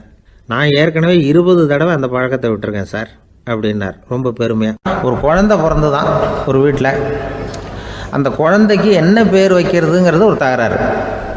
இந்த குழந்தைக்கு என்ன பேர் வைக்கிறதுங்கிறதுல தகராறு வந்துடுது. யார்? கணவனுக்கும் மனைவிக்கும். அவன் என்ன சொல்கிறான், எங்கள் அப்பா பேரை தான் வைக்கணுங்கிறான் அவன். இந்த அம்மா என்ன சொல்லுது, இல்லை எங்கள் அப்பா பேரை தான் வைக்கணும் அப்படிங்குது. காலையிலேருந்து சண்டை, தகராறு. எதிர்த்த வீட்டுக்காரன் பார்த்தான், இது என்ன காலையிலேருந்து எதிர்த்த வீட்டில் தகராறு நடக்குது, என்னென்னு போய் கேட்டிருக்கான். என்னம்மா உங்களுக்கு உள்ள தகராறு? காலையிலேருந்து பார்த்தேன் அப்படின்னா, ஒன்றும் இல்லைம்மா, எங்கள் குழந்தைக்கு பேர் வைக்கிறதுல எங்களுக்கு உள்ளே ஒத்து போக முடியல. நான் எங்கள் அப்பா பேரை வைக்கணுங்கிறேன், அந்த அம்மா அவங்க அப்பா பேரை வைக்கணுங்குது. அதுதான் எங்களால் குடும்பத்தில் ஒரு நிம்மதி இல்லாமல் இருக்கிறோம், தகராறு பண்ணிகிட்ருக்கோம் அப்படின்னு நானா. அப்போ எதிர்த்த வீட்டுக்காரன் சொல்லியிருக்கான், எதிர்த்த வீட்டுக்காரன்னு நான் எதுக்கு இருக்கிறேன், நான் பஞ்சாயத்து பண்ணி வைக்கிறேன். உங்களுக்குள்ள என்ன இது பேர் தானே வைக்கணும், ஏன்ப்பா உங்கள் அப்பா பேர் என்ன அப்படின்னு அவனை கேட்டிருக்கான். எங்கள் அப்பா பேர் சீனிவாசன் அப்படின்ட்டுருக்கான். இந்த அம்மாவை உங்கள் அப்பா பேர் என்னம்மா, கிருஷ்ணன் அப்படின்னு சொல்லி. இவன் யோசிச்சு பார்த்தான், குழந்தைக்கு சீனிவாச கோபாலகிருஷ்ணன்னு பேர் வைங்க போங்க அப்படின்ட்டு போயிட்டான். ஏற்ற விட்டு தீர்த்து வச்சுட்டு போயிட்டான். போனதுக்கப்புறம் இவங்க 2 பேரும் பேசிக்கிட்டாங்க. சரி, இந்த சீனிவாசன் சரி, கிருஷ்ணன் சரி, நடுவில் கோபாலம் யார் அப்படின்னு சொல்லி அவனை போய் இழுத்துட்டு வந்தான். எழுத்து வீட்டில் போய், அது யாரா, அது இங்கே வா, அது யாரா கோபால, அது எங்கள் அப்பா பேர். நீ அதை மட்டும் எதுக்கு விட்டு வைக்கிற, அதையும் சேர்த்து வச்சுட்டு போடான்னு. அதாவது குடும்பத்தில் வந்து ஒரு கணவனும் மனைவியும் ஒரு சின்ன விஷயத்தில் கூட ஒத்து போகலைன்னா இப்படி தான் ஏற்று விட்டுக்காரன் பஞ்சாயத்துக்கு வருவான். கோபாலன்னு வந்து குறுக்க வருவான் ஒருத்தன். அப்படி அந்த அனுசரிப்புங்கிறது குடும்பத்தில் ரொம்ப அவசியம். கணவனும் மனைவி அது ஒன்றுக்கு மேலே இந்த கல்யாணம் பண்ணிக்கிறாங்க, அது ரொம்ப அவஸ்தை. ஒருவனுக்கு ஒருத்திங்கிறது நம்ம இதெல்லாம் சொல்கிறது. ஒன்றுக்கு மேற்பட்ட திருமணங்கள் வந்து சங்கடத்தில் தான் கொண்டு வந்து விடும். நிறைய சொல்லுவாங்க. உலகத்திலேயே ஒரு பெரிய இது என்ன தெரியுங்களா, இயற்கை வந்து நிர்ணயம் பண்ணுது. இப்போ வந்து நம்ம சில பேருக்கு எனக்கு பொம்பளை பிள்ளை வேண்டாம் ஆம்பளை பிள்ளை வேண்டான்னு சொல்லி இந்த ஸ்கேன் பண்ணி என்னென்னவோ பண்ணிகிட்டு இருக்கிறாங்கல்ல. ஆனால் இயற்கை வந்து அந்த 50-50 ரேஷியோவை அது வந்து மெயின்டைன் பண்ணிகிட்ருக்கு. இந்த உலகத்தில் ஒரு அதிசயமான உண்மை என்னென்னா, 116 ஆம்பளை பிள்ளை பிறந்தா 100 பொம்பளை பிள்ளை பிறகுதான். உலக அளவில் 116 ஆம்பளை பிள்ளை பிறந்தா 100 பொம்பளை பிள்ளை பிறகுது. இது எதுக்கு 16 அதிகமாக பிறகுதுன்னா, அந்த வாலிப வயசு அடையிறதுக்குள்ளே 16 செத்து போகுது. 16 அங்கங்கே ஓடுறது கொஞ்சம் முரட்டுத்தனமாக போகிறதுனால செத்து போகுது. அந்த 50-50 இந்த ஒருத்தருக்கு ஒருத்தங்கிற ரேஷியோவை இயற்கை வந்து மெயின்டைன் பண்ணிகிட்டு இருக்கு. அது ஒரு பெரிய அதிசயம். அதை விட பெரிய அதிசயம் என்னென்னா, இந்த உலக யுத்தம் நடந்ததில்ல, முதல் உலக யுத்தம், 2வது யுத்தம், அப்போ பார்த்துருக்குறாங்க, கணக்கு எடுத்துருக்குறாங்க. அந்த யுத்தம் முடிஞ்ச பிறகு 116 ஆம்பளை பிள்ளைக்கு பதிலாக 160 170 பிறக்க ஆரம்பிச்சு தான். 100 பெண் குழந்தைக்கு 170 180 ஆண் குழந்தை. இது எதுக்குன்னா, அந்த போரில் செத்து போகுதில்ல ஆம்பளை பிள்ளைகள், அதை ஈடுகட்டுறதுக்காக அதிகமாக பிறக்க ஆரம்பிச்சிருக்கு. அந்த அளவுக்கு வந்து இயற்கை வந்து ஒரு பெரிய ரேஷியோவை மெயின்டைன் பண்ணுது. அதாவது ஒருவனுக்கு ஒருத்திங்கிறத அது சொல்லிகிட்டு இருக்கு. புறாவெல்லாம் வளர்த்திங்கன்னா, நான் கூட புறா வளர்த்துருக்குறேன் ஊரில். புறா வளர்த்திங்கன்னா ஒரு தடவைக்கு 2 முட்டை தான் விடும் ஒரு வீட்டுக்கு. அந்த 2 முட்டையும் குஞ்சு பறிச்சுன்னா அதில் ஒன்று வந்து ஆணாக இருக்கும், ஒன்று பொண்ணாக இருக்கும். அது எந்த முட்டை ஆண் எந்த முட்டை பெண்ணுங்கிறத இயற்கை நிர்ணயம் பண்ணுது. அதை வந்து நம்ம மாற்றவே முடியாது. ரெண்டையும் அந்த பெண்ணாவோ 2 ஆணாவோ மாற்ற முடியாது நம்ம. அதனால் அந்த இயற்கையை புரிஞ்சுக்கிட்டு நாம் நடந்துக்கணும். அதனால தான் ஒரு கணவன் ஒரு மனைவி, அதான் ஒருத்தருக்கு ஒருத்தங்கிறது. ஒன்றுக்கு மேலேனா சங்கடம் தான். ஒரு பஸ்ஸில் வந்து ரெண்டு பெண்கள் வந்துக்கிட்டு இருந்தாங்களாம். பஸ்ஸு பிரயாணம். 2 பெண்கள் வந்து பக்கத்தில் உட்காந்துருக்காங்க. அந்த கண்டக்டரை கூப்பிட்ருக்காங்க, இங்கே வாயா அப்படின்னு அந்த ஒரு அம்மா கூப்பிட்ருக்கு. என்னம்மா அப்படின்ட்டுருக்கார். வந்து இந்த ஜன்னலை திறந்து விட்டு போ அப்படின்னு. சரின்னு அதுக்கு பக்கத்தில் இருந்த ஜன்னலை திறந்து விட்டு அவர் போயிட்டார். பக்கத்தில் இருந்தாமா உடனே இங்கே வாயா மறுபடியும் வாயான்னு கூப்பிட்ருக்கு. வந்து என்ன இந்த ஜன்னலை மூடி விட்டு போ அப்படின்ட்டுருக்கு. மூடி விட்டு போனார். மறுபடியும் அந்த முன்னாடி கூப்பிட்டது வாமா வாயான்னு மறுபடியும் கண்டக்டரை கூப்பிட்டு, என்ன இந்த பார், இந்த ஜன்னலை வந்து நீ மூடி வச்சின்னா நான் மூச்சு திணறி செத்து போடுவேன். அப்புறம் உடனே பக்கத்தில் இருந்தம்மா தபாரியா அந்த அம்மா பேச்சை கேட்டுட்டு நீ திறந்து வச்சின்னா நான் குளிர் தாங்காமல் செத்து போடுவேன் அப்படின்னு அவர் தலையை பிச்சுக்கிறார் கண்டக்டர். என்னடா பெரிய ரொம்ப போச்சேன்னு, கொஞ்சம் தூரம் பிரயாணம், இதில் கூட அட்ஜஸ்ட் பண்ணி போகக்கூடாதா அப்படின்னு. அப்போ அந்த பஸ்ஸில் பின்னாடி ஒருத்தன் கடைசி சீட்டில் வெயில் தாங்காமல் சட்டையெல்லாம் கட்டி போட்டுட்டு ஒரு கிராமத்து ஆள் பீடி குடிச்சிட்டு வரான். அவர் கூப்பிட்ருக்கான் அந்த ஆள், அந்த கண்டக்டர் இங்கே வாயா அங்கே என்ன தகராறு அப்படின்னு. அந்த எதிர்த்து வீட்டுக்காரன் வந்தானே முன்னாடி பஞ்சாயத்துக்கு, அது மாதிரி கண்டக்டர் இங்கே வாயா, அவன் ஏன் நீ என்ன சொல்ல போகிற அப்படின்ட்டு வந்திருக்கான். சட்டையெல்லாம் கட்டி போட்டு பீடி குடிக்கிறான். பீடி புகையை ஊதி விட்டு அங்கே என்ன தகராறு அப்படின்னு கேட்டிருக்கான். ஒன்றும் இல்லையா, அந்த அம்மா வந்து ஜன்னலை திறந்தா செத்து போவேங்கிறது, இந்த அம்மா ஜன்னலை மூடுனா செத்து போவேங்கிறது, நான் என்னையா பண்ணுறது ஒரு ஆள், இதுக்கு ஏன் கவலைப்படுறேன், நான் சொல்கிறத கேள், நான் தீர்த்து வைக்கிறேன் பிரச்சனையை அப்படின்னு சொல்லிவிட்டு பீடியை எடுத்துக்கிட்டு புகையை ஊதிவிட்டு சொன்னானா, கொஞ்ச நேரம் அந்த ஜன்னலை மூடி வை, அந்த அம்மா செத்து போவோம், அப்புறம் திறந்து வை, இந்த அம்மா செத்து போவோம், நாம் நிம்மதியாக போகலாம் அப்படின்னு சொல்லிட்டு பீடி குடிக்க ஆரம்பிச்சிட்டான். அவருக்கு கோவம் வந்துட்டுது கண்டக்டருக்கு. உனக்கு என்னையா நீ பாட்டுக்கு சொல்லிட்டு போடுவ, அந்த 2 அம்மாவும் செத்து போச்சுன்னா அவங்க வீட்டுக்காரனுக்கெல்லாம் யார் பதில் சொல்கிறது அப்படின்னா, கவலையே படாத, 2 பேருக்கும் நான் தான் வீட்டுக்காரன். அதனால தான் அந்த யோசனையை சொன்னேன் அவங்ககிட்ட. அப்புறம் இதுதான், இந்த ஒன்றுக்கு மேலே போச்சுன்னா அது இயற்கைக்கு விரோதம், இப்படிலாம் ஆகும். அதனால தான் அவன் அவ்வளவு ஒன்றுமே வேண்டான்ட்டு கடைசி பெஞ்சு இதில் போய் சீட்டில் உட்காந்துக்கிட்டான். அப்படி அது இயற்கையை புரிஞ்சுக்கிட்டு வாழணுங்கிறது முக்கியம். குடும்பத்தில் வந்து கணவனுடைய பங்கு என்ன, மனைவியினுடைய பங்கு, குழந்தை குட்டிகள்லாம் சொல்லுவாங்க. அப்படி இருக்கணும். கணவன்கிறவனுக்கு நிறைய சகிப்புத்தன்மை தேவைப்படுது. இதில் ஒரு பெரிய நீதிபதி இருந்தார் சென்னையில், உண்மையாக நடந்தது. சென்னையில் ரொம்ப காலத்துக்கு முன்னாடி காந்தி இருந்த காலத்தில் சென்னையில் ஒரு நீதிபதி, அவர் ஒரு நாள் நீதி கோர்ட்லாம் விட்டு ரொம்ப கஷ்டப்பட்டு ராத்திரி சும்மா போய் உடனே வீட்டுக்கு வரல. கோர்ட்டினுடைய நடவடிக்கை முடிஞ்சு வீட்டுக்கு வராமல் போய் எங்கெங்கேயோ போய் சுற்றிவிட்டு அந்த நண்பர்களோடு அப்படி உல்லாசமாக அப்படி கொண்டாடிவிட்டு ராத்திரிக்கு வந்திருக்கிறாரு வீட்டுக்கு 1 மணிக்கு. அப்போ அந்த வயசான அம்மா வாசல்லையே காத்துக்கிட்டு இருக்கு. உள்ளே போச்சு நீதிபதி இன்னும் வந்து சேரலேன்னு வாசல்லையே நின்றுட்டு இருந்துதான். அப்போ அது வந்த உடனே பலார்னு அரைஞ்சி விட்டாங்களாம் அந்த அம்மா. ஏன்டா அவ்வளோ தூரம் எங்கே போனேன்? என்ன தான் நீதிபதியாக இருந்தாலும் அவங்களுக்கு உள்ள தானே. பலார்னு அரைஞ்சி விட்டாங்க. உடனே அவர் கலங்கி போய் அழுதாராம். மறுநாள் கேட்டிருக்காங்க அந்த பக்கத்தில் இருந்தவங்க, ஏன் நீ வந்து பெரிய நீதிபதி, பெரிய பதவியில் இருக்க, அதனால் உன்னை உங்கள் அம்மா அடிச்சிட்டாங்கன்னு அழுதியா அப்படின்னு கேட்டாங்களாம். அப்போ அவர் சொன்னாராம் நீதிபதி, இல்லை நான் வந்து இது மாதிரி எங்கள் அம்மாக்கிட்ட அடிக்கடி அடி வாங்குவேன். எப்போதும் அவங்க அடிக்கிற அடி பலமாக விழும். இப்போ அவங்க அடித்தது எனக்கு வலிக்கவே இல்லை. அந்த அளவுக்கு அவங்களுக்கு வயசாகிட்டுதே, பலம் குறைஞ்சிட்டுதேன்னு நினச்சி அழுதேன் அப்படின்னுக்காரான். அதுதான் புள்ள அம்மா பேரில் உள்ள பாசங்கிறது. இதே போல் நான் சொன்னது மாதிரி முன்னாடி இவர் ஒரு இறைநேச செல்வர் ஒருத்தர் இருந்தார். ஒரு அம்மா வந்து எனக்கு அப்பா தண்ணி கொடுப்பா அப்படின்றது படுக்கையில் இருந்த அம்மா. இவர் ஏதோ படிச்சுக்கிட்டு இருந்தவர் ஒரு சின்ன இளைஞர் உடனே ஓடி போய் ஒரு குவளையில் தண்ணி எடுத்துகிட்டு போய் அம்மாவுக்கு முன்னாடி நிற்கிறார். முன்ன அந்த அம்மா அதுக்குள்ளே தூங்கி போச்சு. இவர் அந்த தண்ணியை வச்சுக்கிட்டு அவர் பாட்டு நிற்கிறார். விடிஞ்சு போச்சு. விடிகிற சமயத்தில் அந்த அம்மா முடிச்சு பார்க்குது, பையன் தண்ணியோட கையில் வச்சுட்டு நிற்கிறார். ஏம்மா என்னப்பா நீ ராத்திரி பூரா தண்ணியோடு நின்றுட்டு இருக்கிறியா எனக்கா அப்படின்னு. அப்பா அவர் சொன்னாராம், ஆமாம்மா ராத்திரி தண்ணி தாகமாக இருக்குன்னு கேட்டிங்க, உடனே தண்ணி கொண்டு வந்துட்டேன். ஓடி வந்து பார்க்கும்பொழுது நீங்கள் தூங்கிக்கிட்டு இருந்தீங்க. தூங்கிட்டு இருக்கும்பொழுது உங்களை எழுப்ப வேண்டாம், தூக்கத்தை கெடுக்க வேண்டாம்னு நான் நினச்சேன். அதனால் எழுப்பலை. தூக்கம் முழிக்கிற சமயத்தில் உடனே தாகமாக இருக்கும், தண்ணி குடிக்கணும்னு ஆசைப்படுவீங்க, அதனால் தண்ணியை பக்கத்துலேயே வச்சுட்டு நிற்கிறேன் அப்படின்னு அந்த இளைஞர் சொன்னாராம். அப்படியே கட்டி பிடிச்சிட்டு நீ பிற்காலத்தில் பெரிய அறிஞராக வருவேன்னு சொல்லி அந்த அம்மா வரணும்னு சொல்லி இறைவனை வேண்டாங்களாம். அவர் தான் இஸ்லாமிய மார்க்கத்தில், தீன் மார்க்கத்தில் பெரிய ஆளானது. அதாவது ஷர்புதீன் யாஹ்யான்னு ஒருத்தர், அவர் பெரிய இஸ்லாமிய பேரறிஞராக வந்தார். இப்படி அம்மா பேரில் பாசமாக உள்ளவங்களாம் இருந்தாங்க நிறையா. அப்படி அந்த குடும்பத்தில் வந்து அந்த பாசம் நேசம் எவ்வளவு இருக்கோ அவ்வளவுக்கு அவர்கள் உயர்வார்கள்ங்கிறது தான் நம்முடைய பெரிய இதெல்லாம் பெரியவங்கள்லாம் சொல்லியிருக்கிறது அதுதான். அதனால தான் அந்த கணவனுடைய பங்கு என்ன, மனைவியினுடைய பங்கு என்ன, பிள்ளைகளுடைய பங்கு என்னங்கிறத பற்றி ரொம்ப விவரமாக சொல்கிறதுக்காக தான் அதை பற்றி நாம் சிந்திக்க வேண்டிய நேரம் இதுங்கிறதுனால தான். கணவனுக்கு வந்து இது வந்துடக்கூடாது, அதாவது கோபம் வரக்கூடாது, நிதானம் வேணும் அப்படின்லாம் சொல்லுவாங்க. நிதானம், கணவன் வந்து கோபப்படக்கூடாதுமா. அதுக்கு நாங்கள் மனுஷனுக்கு சினம் தவிர்த்தல்னு பயிற்சியெல்லாம் கொடுக்குறாங்க. இப்போது மனுஷன் கோபப்படாமல் இருக்கணும், போகணும் வரணும்னு அதுக்கு சொல்லுவோம் நாங்கள். சும்மா கதை ரூபமாக சொல்கிறது.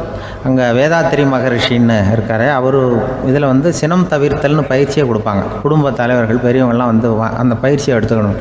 என்ன கூப்பிட்டாங்க ஒரு தரம், சினம் தவிர்த்தல்னு ஒரு பயிற்சி கொடுக்குறோம், அதில் நீ வந்து பேசுன்னாங்க. நான் சொன்னேன், நான் பயிற்சிக்கு வேணா வரேன், என்னை பேச வேண்டாம் சார், நான் வந்து பயிற்சியை கற்றுக்கிறேன். என்ன இல்லை நீ அதெல்லாம் பயிற்சி நாங்கள் கொடுக்குறோம், நீ உனக்கு என்ன தெரியுமோ சொல்லு, மனுஷன் கோவப்படாமல் இருக்கணும், அதுக்கு ஏதாவது வழி சொல்லிட்டு போ அப்படின்னு கூப்பிட்டாங்க. சரின்ட்டு போனேன். அங்கே போய் நான் சொன்னேன், இது மாதிரி எனக்கு தெரிஞ்சது ஒரு கதை மாதிரி சொன்னேன். மீனம்பாக்கம் ஏர்போர்ட், அங்கே ஜப்பானுக்கு போக வேண்டிய ஒரு பிரயாணி லக்கேஜோடு நிற்கிறார் நிறையா. இதை வாங்கி பிளேனில் ஏற்றக்கூடிய ஒரு தொழிலாளி அவர்கிட்ட ஒரு சண்டை போடுறார், அடிக்க போகிறார், திட்டுறாரு, கண்டாமலான்னு திட்டுறார். அவர் இதை ஒருத்தர் பார்த்துக்கிட்டே இருக்கார். அந்த சினம் தவிர்த்தல் பயிற்சி கொடுக்குற பேராசிரியர் ஒருத்தர் பார்த்துக்கிட்டே இருக்கார். இது எப்படி இவன் இந்த ஆள் அவ்வளவு கோபமாக அடிக்க போகிறான், திட்டுறான் அந்த பெரிய மனுஷன், இவர் பதிலுக்கு அவர் திட்டவே இல்லையே. அந்த தொழிலாளி சிரிச்சுக்கிட்டே சரி சார் அப்படின்னுட்டே இருக்கான். இவர் லக்கேஜை வாங்கி பிளேனில் ஏற்றுற தொழிலாளி இப்போ கண்ணாவுடனே அடிக்க போகிறான், திட்டுறான், முகம் செவந்து போச்சு. இவருக்கு என்ன ஆச்சரியம்னா, இந்த ஆள் இவ்வளவு கோவப்படுறான், அதை வாங்கி அந்த தொழிலாளி கொஞ்சம் கூட முகத்தில் கோபமே படலையே, சிரித்த முகத்தோடு இருக்கானே, இவன் வந்து நமக்கு பயிற்சி வகுப்பு எடுக்கலாம் போல இருக்கே அப்படின்னு இவர் நினச்சிட்டார். ரொம்ப நேரம் அவர் கத்திக்கிட்டு இருந்தார். சரி சார்ன்ட்டு அதை வாங்கிட்டு அவர் போயிட்டார். போனதுக்கப்புறம் அவர் இந்த ஆள் அப்புறம் பிளேன் வந்தது, ஏறி அவர் போயிட்டார், ஜப்பானுக்கு போயிட்டார். அதுக்கப்புறம் இந்த சினம் தவிர்த்தல் பேராசிரியர் ஓடி போய் அந்த தொழிலாளியை பிடிச்சி கொண்டு வந்தார். இந்த பாருப்பா, நான் வந்து காலையிலேருந்து பார்த்துக்கிட்டு இருக்கேன், அந்த ஆள் உன்னை அடிக்க வந்தான், திட்ட வந்தான், இவ்வளவு கோவப்படுறான், உனக்கு பதிலுக்கு நீ கோவமே படலையே, உனக்கு கோவமே வராதா, அது எப்படி நீ சினம் தவிர்க்கிறது, எப்படி உனக்கு கோவமே வரலையா அப்படின்னு கேட்டிருக்கார். அப்போ அந்த தொழிலாளி சொன்னாராம், அப்படி இல்லை சார், மனுஷன்னு பிறந்தா கோவம் படாமல் இருக்க முடியாது, எல்லாருக்கும் கோவம் வரும், அது அவங்கவுங்க வழியில் டீல் பண்ணுவாங்க, நான் அதை என் வழியில் டீல் பண்ணேன், அவ்வளோதான். அப்போ அவர் திட்டும் பொழுது உனக்கு கோபம் வந்தது தானே? வந்தது சார். அப்போ அது எப்படி டீல் பண்ணேன்னு கேட்டிருக்காரு. அப்போ இவன் சொன்னான், நான் ஒன்றும் இல்லை சார், அந்த பிரயாணி வந்து இப்போ ஜப்பானுக்கு போயிட்டுருக்கார், அவர் லக்கேஜெலாம் அமெரிக்கா போயிட்டுருக்கு.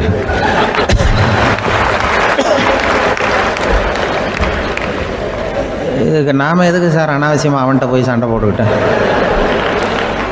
அவன் மாற்றி ஏற்றி விட்டா அவன் போய் பார்த்துக்கிறான் எங்கேயாவது. அதுதான் நான் சினம் தவிர்க்கிற வழி அவன் சொன்னாரான். உடனே இதை தான் எனக்கு தெரிஞ்சது கோபம் வராமல் இருக்கிறதுன்னு அங்கே பேசினேன் அந்த கூட்டத்தில். அதுக்கப்புறம் இன்ன வரைக்கும் அவங்க கூப்பிடுறதே இல்லை என்ன. ஏன்னா நாங்கள் வந்து முறையாக ஒருத்தன் கோவப்படாமல் இருக்கிறதுக்கு என்ன வழின்னு சொல்லி கொடுத்துட்ருக்குறோம். நீ இப்படி பண்ணுறியப்பா அப்படின்னு சொல்லி. இப்போ எப்படின்னா, ஒரு 600 வருஷத்துக்கு முன்னாடி மனுஷனுக்கு இருந்த நெருக்கடி இருக்குது பாருங்கள். ஒரு 600 வருஷத்துக்கு முன்னாடி மனுஷனுக்கு எவ்வளோ நெருக்கடி இருந்ததோ அதுபோல் 40 பங்கு இப்போ அதிகமாகிட்டு தான் கண்டுபிடிச்சி சொல்லியிருக்கிறாங்க. அவ்வளவு நெருக்கடிக்கு மத்தியில் நாம் வாழ்ந்துக்கிட்டு இருக்கிறோம். ஒரு 600 வருஷத்துக்கு முன்னாடி என் தலையில் 1 கிலோ வச்சுக்கிட்டு நின்னேன்னு வைங்க, இப்போ 40 கிலோ வச்சுக்கிட்டு நிற்கிறேன். அப்படி ஒவ்வொரு மனுஷனுக்கும் வாழ்க்கையில் நெருக்கடி அதிகமாக போச்சு. இப்போ இந்த நெருக்கடியில் முன்னாடிலாம் யாரோ ஒருத்தர் தான் தியானம் பண்ணுவாங்க. தியானம்னா ஒருத்தர் 2 பேர் காட்டுக்கு போய் தியானம் பண்ணிகிட்டு இருப்பாங்க 600 வருஷத்துக்கு முன்னாடி. இப்போ வீட்டுக்கு வீடு தியானம் நடக்குது. ஏன்னா அந்தளவுக்கு வாழ்க்கையில் ஒரு நிம்மதி வேணும் அப்படின்னு சொல்லி பண்ணிட்டாங்க. அதுக்கு தான் இயற்கை கொடுத்துருக்கிற ஒரு இயற்கையான வைத்தியம்தான் சிரிப்புங்கிறது. இதை பற்றி பெரியவங்கள்லாம் இப்போ ஆராய்ச்சி பண்ணிகிட்டு இருக்கிறாங்க. சிரிப்புங்கிறது நாம் பிறந்து ஒரு 6 மாதத்தில் தான் முதல் தடவையாக விவரமாக சிரிக்க ஆரம்பிக்கிறோமா. நாம் பிறந்து 6 மாதத்துக்கு, அதாவது முதல் தடவை சிரிக்க ஆரம்பிக்கிறது ஒரு 6ஆவது வாரம், 1.5 மாதத்தில் தான் குழந்தை வந்து விவரமாக சிரிக்க ஆரம்பிக்குது. அப்புறம் அப்படியே சிரிக்க ஆரம்பிக்கிறோமா. அதையெல்லாம் இப்போ கணக்கு எடுத்துருக்குறாங்க. ஒரு குழந்தை ஒரு நாளைக்கு 200 தடவை சிரிக்குதான் ஒரு குழந்தை. பெரியவங்கள்லாம் 15 தடவை சிரிக்கிறாங்களாம். 200 தடவை சிரிச்சுக்கிட்டு இருந்த நாம் அப்படியே குறைஞ்சி 15 ஆகிட்டு. அதனால தான் இருதய நோயெல்லாம் வருது, ஹார்ட் அட்டாக்லாம் வருதுன்னு கண்டுபிடிச்சிருக்கிறாங்க. 200 சிரிப்புக்கு வந்து அது வந்து இயல்புத்தன்மை, மனுஷனுடைய இயல்புத்தன்மை சிரிக்கிறது. அதுக்கு ஜோக்கே தேவைப்படாது. ஆனால் இப்போ காலங்காலமாக நாம் என்ன போதிக்கப்பட்டு வந்திருக்கிறோம்னா, சிரிப்புங்கிறது ஒரு பாவமான செயல். ஒரு முதலாளிக்கு முன்னாடி தொழிலாளி சிரித்தா மரியாதை குறைச்சல், ஒரு கணவனுக்கு முன்னாடி மனைவி சிரித்தா மரியாதை குறைச்சல், அது மாதிரி ஒரு வாத்தியாருக்கு முன்னாடி பையன் சிரித்தா மரியாதை குறைச்சல், ஒரு ஆஃபீஸருக்கு முன்னாடி பியூனு சிரித்தா மரியாதை குறைச்சல், இப்படின்னு சொல்லி சிரிப்புங்கிறது ஏதோ மரியாதை குறைவான செயல்னு காலங்காலமாக நாம் போதிக்கப்பட்டு வந்திருக்கிறோம். இப்போ மரபு ரீதியாகவே அந்த சிரிப்பு வந்து நம்மகிட்ட சிறைப்பட்டுருக்கு தான், அடங்கி போச்சு. அந்த சிறைப்பட்டிருக்கிற சிரிப்பை வெளியில் கொண்டு வர்றதுக்கு தான் ஜோக்குன்னு ஒரு சாவியை போட வேண்டியிருக்கு. வேறு இந்த ஜோக்குக்கும் சிரிப்புக்கும் சம்மந்தம் இல்லை. அதை ஏற்கனவே இருக்கிறத வெளில கொண்டு வரதுக்கு ஒரு சாவி மாதிரி உபயோகப்படுதுன்னு இப்போ அதை பற்றி ஆராய்ச்சி பண்ணுறவங்களாம் சொல்கிறாங்க. ஏன்னா சிரிப்புக்கு ஜோக்கு தேவைப்படாது. இப்போ ஒரு குழந்தை தொட்டிலில் படுத்துருக்குன்னு வைங்களேன், குழந்தை தொட்டிலில் இருக்குது, அது முகத்துக்கிட்ட போய் ஒரு கிளுகிழுப்பை ஆட்டுங்க சிரிக்கும். அந்த கிளுகிழுப்பை சத்தமே சிரிக்க வைக்கிறதுல அதுதான் மனுஷனுடைய இயல்புத்தன்மை. அது என்ன ஜோக்காது? சத்தம். ஒரு கிளுகிழுப்பையை கொண்டு போய் குழந்தை முகத்துக்கிட்ட ஆட்டினா சிரிக்குதே, அதுதான் இயல்புத்தன்மை. அதே கிளுகிழுப்பையை ஒரு தாத்தா மூஞ்சிக்கிட்ட ஆட்டுங்க, கோவம் வந்துடும், அடிக்க வருவார். என்னடா விளையாட்டு இது அப்படிம்பார். ஏன்னா அவர் சிரிச்சுக்கிட்டு இருந்தவர், அப்படி இருந்தவர் ஒரு காலத்தில். ஒரு கிளுகிழுப்பைக்கு சிரித்தவர் ஒரு காலத்தில் இப்போ கோவப்படுறாருன்னா அந்த அளவுக்கு நம்ம மாறி போயிட்டே வந்துக்கிட்டு இருக்கிறோம். அதனால் வந்து அந்த இயல்புத்தன்மை மாறாமல் இருக்கணுங்கிறது ரொம்ப முக்கியம். அதுக்காக எல்லோரையும் குழந்தையாக்க முடியாது. மனுஷன் வந்து எல்லோரும் இனிமேல் வந்து வயசுங்கிறது கூட ஆகிட்டே தான் இருக்கும். அதுக்காக குறைச்சிக்கிட்டே போக முடியாது. அதுக்கு யாராவது மருந்து கண்டுபிடிச்சாதான் உண்டு. ஆனால் ஒருத்தர் மருந்து கண்டுபிடிச்சாராம், சொல்லுவாங்க. ஒரு டாக்டர் வந்து ஒரு மாத்திரை கண்டுபிடிச்சாராம். ஒரு மாத்திரை சாப்பிட்டா ஒரு வயசு குறையும், ஒரு மாத்திரை சாப்பிட்டா ஒரு வயசு குறையும் அப்படின்னு ஒரு மாத்திரையை கண்டுபிடிச்சிருக்காரு. ஒரு பாட்டி அம்மா, 90 வயசு பாட்டி, அது போயிருக்கு. அதே டாக்டர்கிட்ட போய், ஐயா எனக்கு ஒரு பாட்டில் மாத்திரை கொடுங்க, இந்த வயசு குறையிற மாத்திரை அப்படின்றது. அவர் ஒரு பாட்டில் கொடுத்தாரு மாத்திரை. பாரும்மா பாட்டியம்மா, ஒரு மாத்திரை சாப்பிட்டா ஒரு வயசு குறையும், எடுத்துகிட்டு போகணும்னு கொடுத்துருக்காரு டாக்டர். இந்த 90 வயசு பாட்டி எடுத்துகிட்டு வீட்டுக்கு வந்துட்டு மறுநாள் அதே டாக்டர்கிட்ட போயிருக்கு. 30 வயசு பொண்ணாக போச்சான். 30 வயசு பொண்ணாக மாறி அதே டாக்டர்கிட்ட போயிருக்கு. இடுப்பில் ஒரு கை குழந்தை, அது சட்டை கிட்ட போடாமல் கட்டவரில் வாயில் வச்சுட்டு உட்காந்துருக்கு. நேராக டாக்டர்கிட்ட போய், டாக்டர் நேற்று வந்தேன், ஏதோ ஒரு மாத்திரை சாப்பிட்டா ஒரு வயசு குறையுன்னீங்க, நான் ஏதோ ஒரு ஆர்வத்தில் ஒரு 30-40 மாத்திரை சாப்பிட்டேன், இப்படி ஆகிட்டேன் அப்படின்னு. இப்போ டாக்டர் சொல்லியிருக்காரு, இதுக்கு ஏமா வருத்தப்படுற, எல்லோரும் வந்து வயசு குறையணும்னு தான் நினைக்கிறாங்க, உனக்கு வயசு குறைஞ்சிட்டுது, நீ சந்தோஷப்படு, இதுக்கே மறுபடியும் என்னகிட்ட வந்திருக்கிற அப்படின்னாரான் டாக்டர். அப்போ அந்த அம்மா சொல்லித்தான், அதை என்னை பற்றி பரவாயில்ல டாக்டர், என் இடுப்பில் பாருங்கள் கை குழந்தை, இது சட்டை போடாமல் உட்காந்துருக்கு, கட்டவரில் வேலை வச்சுட்டு உட்காந்துருக்கு, இது ரொம்ப ஆர்வத்தில் ஒரு 70 மாத்திரையை சாப்பிட்டு விட்டுது, இது என் வீட்டுக்காரரு. இவர் இடுப்பு விட்டு கீழே இறங்க மாட்டேங்கிறாரு. நான் எதையாவது கொடுத்து இனிமேதான் வயசை கூட்டி இறக்கி விடுவேன் டாக்டர் அப்படின்னு தான். அவர் ஏதோ நமக்கும் இதுக்கும் சம்மந்தம் இல்லைங்கிறது மாதிரி கட்டாரில் வச்சுட்டு அவர் பாட்டு உட்காந்துருக்கார்.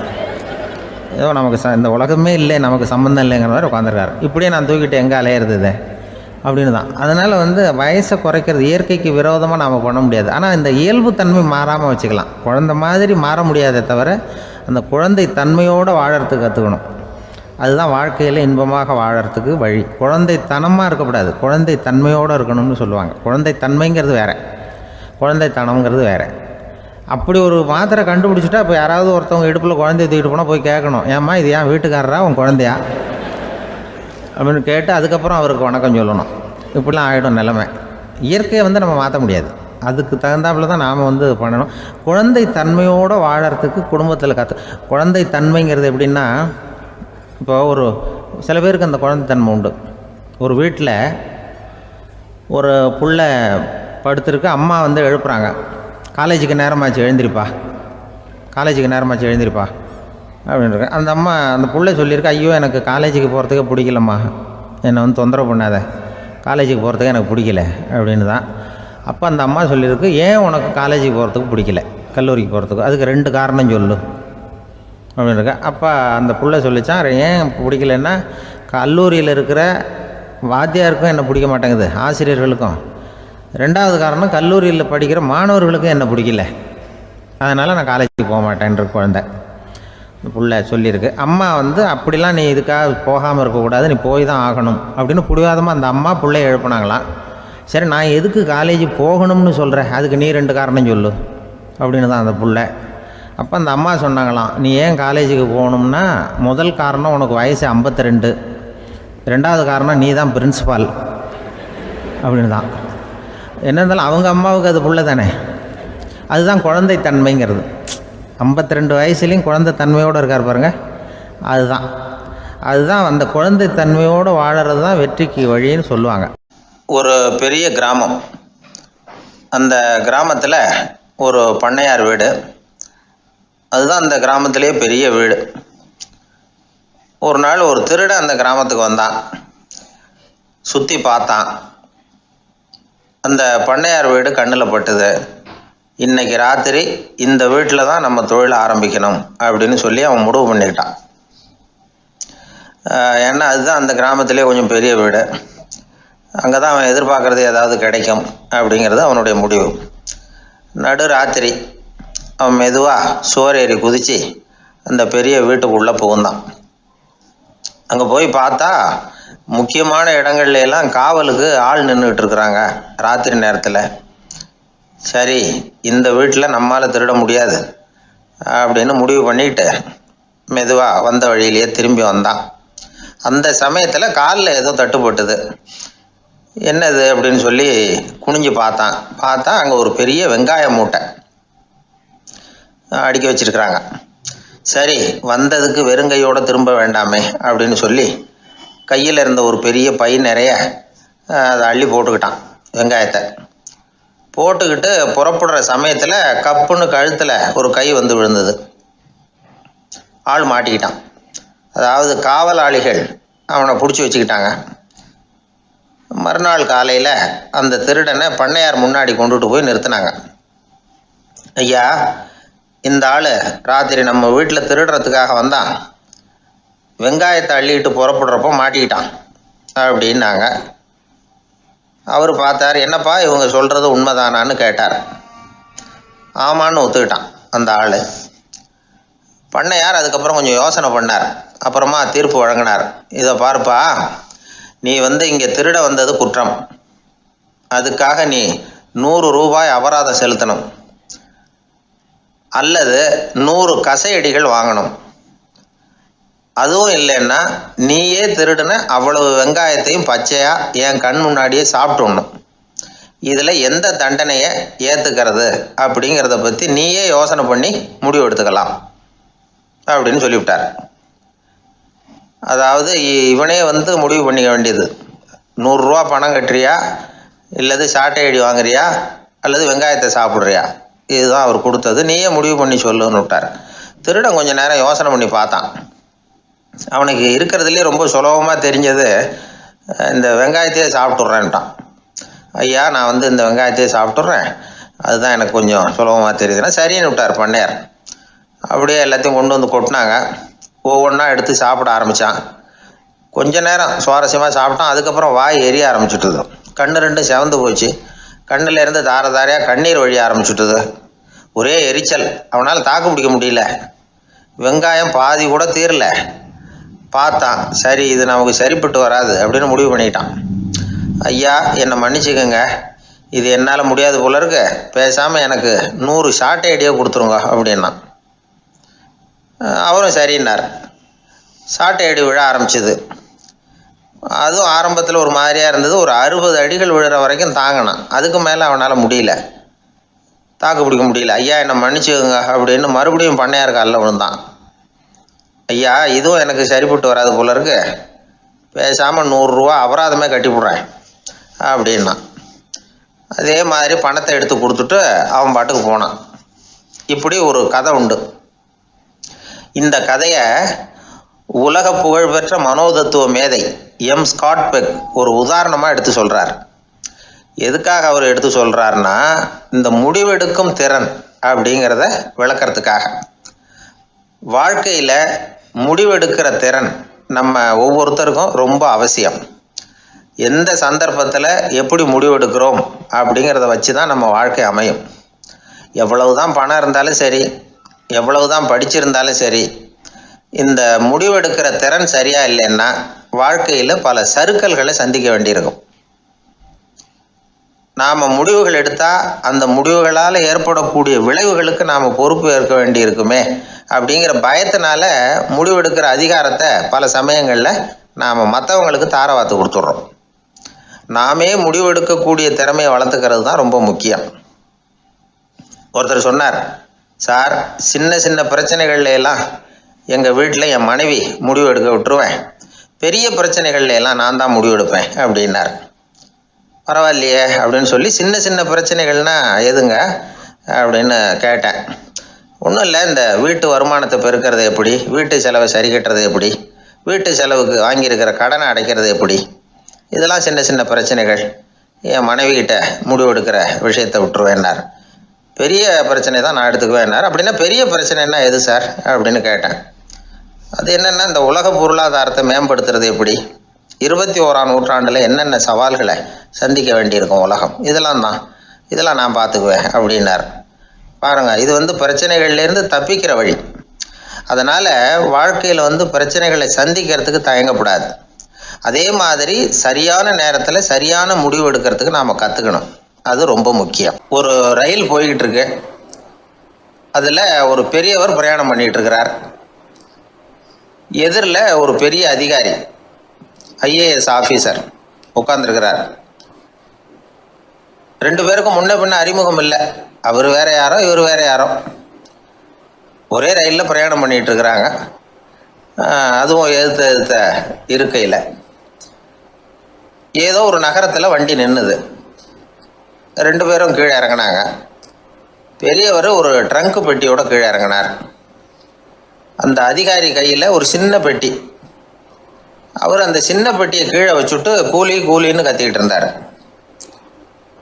இந்த பெரியவர் பார்த்தார். ஐயா, இந்த பெட்டி மட்டும்தானா, இல்லை இன்னும் ஏதாவது இருக்குதா அப்படின்னு விசாரித்தார். இப்போ அதிகாரி சொன்னார், இல்லைங்க, இது மட்டும்தான் அப்படின்னு சொன்னார். இதுக்கு என்னத்துக்காக கூலி ஆள், நானே எடுத்துக்கிட்டு வரேனே, வாங்க அப்படின்னு சொல்லி அந்த பெட்டியை இந்த பெரியவர் கையில் எடுத்துக்கிட்டார். எடுத்ததும் 2 பேரும் பேசிக்கிட்டே நடந்து வராங்க. இப்போ பெரியவர் சொன்னார், இப்போ உள்ள நாகரிகம் எப்படி இருக்குன்னா, சுமை கால் பணம், சுமக்கூலி முக்கால் பணம் அப்படிங்கிற மாதிரி இருக்குது. பணத்தை வீணாக்கிறதோட இது கௌரவம்னு வேற நினைக்கிறாங்க அப்படின்னார். அவர் சொல்கிறது சரிதான். 10 ரூபாய் மதிப்புள்ள ஒரு சுமையை 30 ரூபா கொடுத்து தூக்கிட்டு போவோம். நாமே அதை தூக்குனா நமக்கு கௌரவ குறைச்சல் அப்படின்னு நினைப்போம். இதுதான் நம்ம நிலைமை. ஆனால் அந்த பெரியவர் என்ன சொன்னார் தெரியுமா? நீங்கள் எங்கே போகணுமோ அது வரைக்கும் நானே இதை எடுத்துகிட்டு வரேன் அப்படின்னார். அந்த அதிகாரி பக்கத்தில் உள்ள ஒரு ஹோட்டல் வரைக்கும் போனார். பெரியவரும் அங்கே கொண்டுட்டு போய் பெட்டியை வச்சார். உடனே அந்த பெரிய அதிகாரி அவருக்கு பணம் கொடுக்கறதுக்காக பர்ஸை எடுத்தார். உடனே இவர், ஐயா, எனக்கு கூலி எதுவும் வேணாம், உங்களுக்கு சேவை செய்கிறது என்னுடைய கடமை, நான் இந்த சேவையை செய்தது பணத்துக்காக இல்லை, அன்புக்காக அப்படின்னு சொல்லிவிட்டார். அதுக்கப்புறம் அவர் நன்றின்னார். 2 பேரும் பிரிஞ்சுட்டாங்க. இது முடிஞ்சது. அன்னைக்கு சாயந்தரம் அங்கே ஒரு பெரிய கூட்டம் நடக்குது. இந்த அதிகாரியும் அந்த கூட்டத்துக்கு போகிறார். மக்கள் கூட்டம் ரொம்ப அதிகம். அதனால் இந்த அதிகாரியும் ஒரு ஓரமாக உட்காந்துக்கிட்டார். அப்புறம் கொஞ்ச நேரத்தில் இந்த முக்கிய விருந்தினர் பேசுகிறதுக்காக வரார் மேடைக்கு. மேடையில் இருந்த பெரியவங்கள்லாம் எழுந்திரிச்சு நின்று அவருக்கு மாலை போட்டு மரியாதை செய்கிறாங்க. எங்கேயோ ஒரு மூலையில் உட்காந்துருந்தார் அதிகாரி. அவர் இதை கவனித்தார். அவருக்கு ரொம்ப ஆச்சரியம், அதிர்ச்சி. ஏன்னா அங்கே பேச வந்த முக்கிய விருந்தினர் வேற யாரும் இல்லை, இன்னைக்கு காலையில் இவர் பெட்டியை தூக்கிட்டு வந்தார் பெரியவர், அவர் தான். சரி, அந்த பெரியவர் யார் தெரியுமா? அவர் தான் ஈஸ்வர சந்திர வித்யாசாகர். கூட்டம் முடிஞ்சது. அதிகாரி அவரை தேடி ஓடினார். அவர் கைகளை பிடிச்சிக்கிட்டார். ஐயா, என்னை மன்னிச்சுருங்க அப்படின்னாரு. அப்புறம் சொன்னார், அகங்காரங்கிற கெட்ட புத்தி தான் உண்மையை கண்கள்ல இருந்து மறைக்குது. அகங்காரம் தான் மனுஷனை அழிக்குது. நீங்கள் ரொம்ப பெரிய மனிதர், இருந்தாலும் மனிதத்தன்மையோடு நடந்துக்கிறீங்க. இந்த அன்பு, தயவு, பொறுமை இதெல்லாம் இல்லைன்னா மனிதனாக இருக்கிறதுல என்ன பிரயோஜனம் அப்படின்னு சொல்லிவிட்டு அந்த அதிகாரி போனாராம். மனிதத்தன்மைன்னா என்ன அப்படிங்கிற கேள்விக்கு இந்த பெரியவர் ஒரு உதாரணம். இப்பெல்லாம் அப்படியா இருக்கிறாங்க? ஒரு பெரியவர் ஒரு பெட்டியை தூக்கிட்டு வந்துக்கிட்டு இருக்கிறார். ஒரு இளைஞன் ஓடி வந்தான். கொடுங்க சார், நான் தூக்கிட்டு வரேன்னா. கொடுத்தார். வாங்கி தலையில் வச்சுக்கிட்டான். அப்புறம் சொன்னான், அடுத்தவங்க சிரமப்படக்கூடாதுங்கிறது என்னுடைய கொள்கை அப்படின்னா. அது நல்லது தான்னார் அவர். கடைசியில் பெட்டியை கொடுத்தான். வாங்கிக்கிட்டு பர்ஸை திறந்தார் பணம் கொடுக்கறதுக்காக. வேணாங்க அப்படின்னு விட்டான் அந்த இளைஞன். ஏன்னார், நான் சொன்னேன் அடுத்தவங்க சிரமப்படக்கூடாதுங்கிறது என்னுடைய கொள்கைன்னு, அதனால் உங்களுக்கு சிரமம் கொடுக்கக்கூடாது